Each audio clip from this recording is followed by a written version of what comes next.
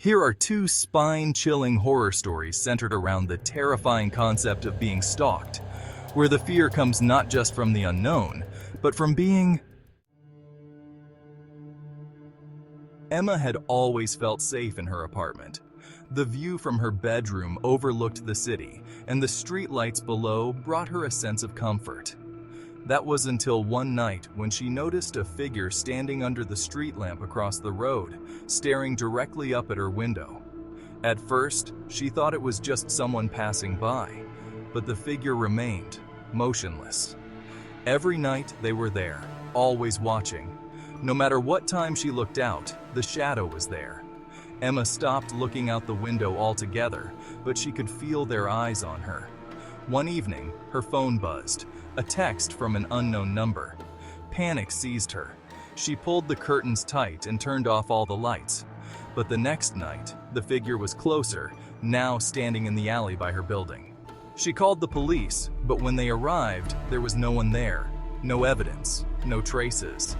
As the days went on, the messages became more frequent, more personal. Emma installed cameras and bolted her doors. Then, one night, she woke to the sound of breathing coming from inside her bedroom. The shadow was no longer outside.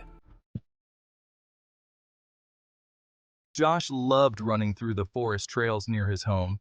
It was his daily escape from the world, a chance to clear his mind. But lately, he'd had a strange feeling, like someone was following him. It started as a whisper in his mind, a slight paranoia that made him glance over his shoulder. No one was ever there. One evening, as the sun began to set, he heard them. Footsteps, faint at first, then louder, faster, matching his pace. He stopped. The footsteps stopped. His heart raced as he scanned the tree line. There was no one. He resumed jogging, but the footsteps returned, closer this time. The next day, he decided to face his fear. He brought a flashlight and headed to the trail at dusk. As soon as the trees closed in, the footsteps began. He sprinted, heart pounding, but they stayed with him, getting closer. When he reached a clearing, the footsteps stopped again. Silence. Josh turned and shone his flashlight into the trees. A figure emerged from the darkness, its face hidden in shadow. It moved with unnatural speed, closing the distance between them.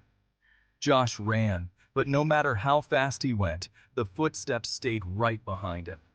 Breathless, he reached the road, only to realize the footsteps were now his own.